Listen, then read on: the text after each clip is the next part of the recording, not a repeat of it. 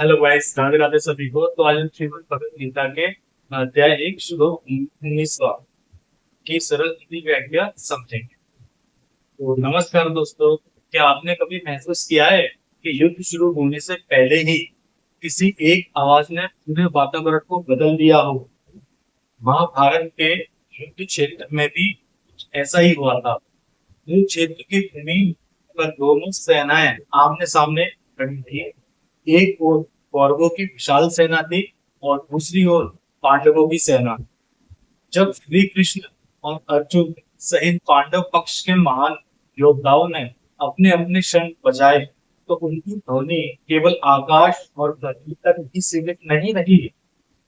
उस ध्वनि ने धृतराष्ट्र के पुत्रों के हृदय को भी कपा दिया। आज हम समझेंगे श्रीमद् भगवद गीता के प्रथम अध्याय के 19वें श्लोक का गहरा अर्थ, और ये भी जानेंगे कि इस श्लोक का हमारे जीवन में क्या संबंध है। तो भाई सबसे पहले श्लोक सुनते हैं।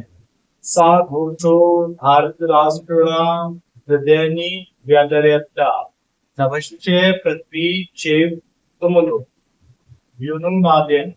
इसका अर्थ सरल अर्थ समझते हैं। पांडवों की सेना के शंखों और वाद्यों की ये भयंकर ध्वनि आकाश और पृथ्वी में गूंज उठी तथा धृतराष्ट्र के पुत्र के हृदय विदित कर गई। यहाँ धृतराष्ट्र का अर्थ है धृतराष्ट्र के पुत्र अर्थात कौरव, और हृदयानी व्यादारय का अर्थ है उनके हृदय को अंदर से विचलित या भयभीत कर देना। लेकिन सवाल ये है, आखिर पांडवों की संग ध्वनि इतनी प्रभावशाली क्यों रही? तो गाइस समझते हैं इसको। इस तरह व्याख्या में समझते हैं कि कुरुक्षेत्र में शंख बजना केवल युद्ध की घोषणा नहीं थी, ये एक प्रकार से धर्म और अधर्म के सामने आमने आमने सामने आने की घोषणा थी। इससे पहले के श्लोकों में हम देखते हैं कि श्री कृष्ण, अर्जुन और पांडव पक्ष के प्रमुख योद्धाओं ने अपने अपने शंख बजाए।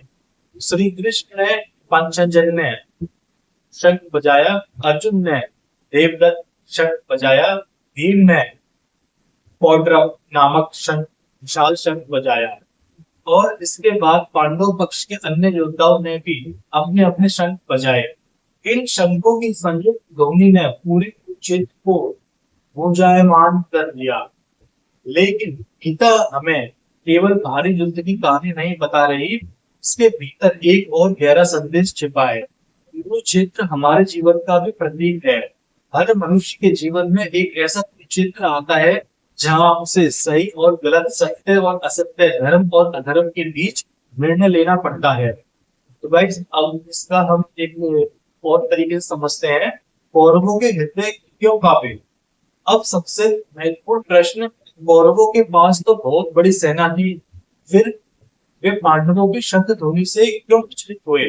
क्योंकि केवल सेना बड़ी होने से मन मजबूत नहीं होता। जब मन के भीतर अन्याय, अपराध बोध और अधर्म का बोझ होता है तो बाहर की छोटी सी चुनौती भी मन को हिला हिला सकती है। तो कौरवों के पास शक्ति थी, उनके पास बड़े बड़े योद्धा थे, भीष्म पितामह थे, द्रोणाचार्य थे, कर्ण थे और असंख्य सैनिक थे। फिर भी उनके मन के भीतर एक कमजोरी थी। उन्हें पता था कि वे किस उद्देश्य के लिए युद्ध कर रहे हैं। दूसरी ओर पांडवों के सामने भी अनेक कठिनाइयां थी। उनकी संख्या कम थी, उनके सामने अपने ही संबंधी थे, लेकिन उनके साथ श्री कृष्ण थे और उनके संघर्ष के पीछे धर्म की भावना थी। यही इस श्लोक का एक बहुत बड़ा गहरा संदेश है। बाहरी शक्ति से अधिक महत्वपूर्ण है मन की शक्ति। तो हमारे जीवन का जो कुरुक्षेत्र है, तो इसको समझते हैं। अब इस श्लोक को अपने जीवन से जोड़कर देखिए। हम सभी के जीवन में कभी ना कभी ऐसी परिस्थितियां आती हैं जब हमें सही निर्णय लेना होता है। कभी नौकरी और ईमानदारी के बीच चुनाव करना पड़ता है, कभी लालच और संतोष के बीच, तो कभी क्रोध और क्षमा के बीच, कभी अहंकार और विनम्रता के बीच, और कभी हमें अपने ही करीबी लोगों के सामने सत्य का साथ देना पड़ता है। उस समय हमारे भीतर भी एक युद्ध शुरू हो जाता है। एक आवाज कहती है जो आसान है वही कर लो, और दूसरी आवाज कहती है जो सही है वही कर लो। यही हमारा आंतरिक क्षेत्र है। भगवत गीता हमें सिखाती है कि जीवन में कठिन परिस्थितियां आएंगी, लेकिन हमें अपने कर्तव्य और धर्म से पीछे नहीं हटना चाहिए। शर्त की ध्वनि हमें एक और बात बताती, एक और याद दिलाती है कि डर का होना कमजोरी नहीं है, डर के बावजूद सही मार्ग चुनना ही साहस है। तो गाइस, इस श्लोक का हम आध्यात्मिक संदेश समझते हैं। इस श्लोक में आकाश और पृथ्वी में गूंजती हुई ध्वनि का वर्णन किया गया है। इसे हम एक आध्यात्मिक संकेत के रूप में भी समझ सकते हैं। जब मनुष्य सत्य के साथ खड़ा होता है तो उसके भीतर एक अलग प्रकार की शक्ति उत्पन्न होती है। सत्य की आवाज कभी कभी धीमी लग सकती है, लेकिन उसका प्रभाव बहुत गहरा होता है। वही असत्य कितना भी शक्तिशाली क्यों न दिखाई दे, उसके भीतर एक डर छिपा रहता है कि कहीं सत्य सामने ना आ जाए। इसलिए इस श्लोक को केवल युद्ध भूमि का वर्णन वर्णन समझना पर्याप्त नहीं है। ये हमें अपने भीतर झांकने का अवसर देता है। हमें स्वयं से पूछना चाहिए, मेरे जीवन में कौन सा पक्ष मजबूत है, मेरा विवेक या मेरा अहंकार, या मेरा धर्म या मेरा स्वार्थ, सत्य या सुविधा। तो गाइस, आज के जीवन के लिए ये 3 सीख है, और कुछ इस प्रकार से है। श्लोक से हम 3 बड़ी सीख ले सकते हैं। तो पहली सीख है, मन की शक्ति सबसे बड़ी शक्ति है। यदि मन भीतर से कमजोर है तो बड़ी से बड़ी भारी शक्ति भी हमें सुरक्षा का अनुभव नहीं करा सकती। और दूसरी सीख है, सही पक्ष पर खड़े होने का साहस रखें। हर बार सही रास्ता आसान नहीं होता, लेकिन कठिन रास्ता हमेशा गलत नहीं होता। तो भाई, तीसरी सीख है, अपने भीतर के पूछे को पहचाने। हमारे भीतर भी अच्छे और बुरे विचारों के बीच संघर्ष चलता रहता है। हमें तय करना है कि हम किस आवाज को मजबूत करेंगे।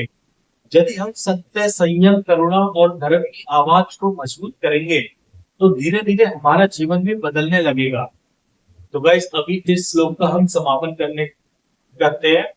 तो गाइस, श्रीमद् भगवद गीता के प्रथम अध्याय के ये 19वें श्लोक में केवल शंखों की आवाज नहीं है, इसमें एक संदेश है।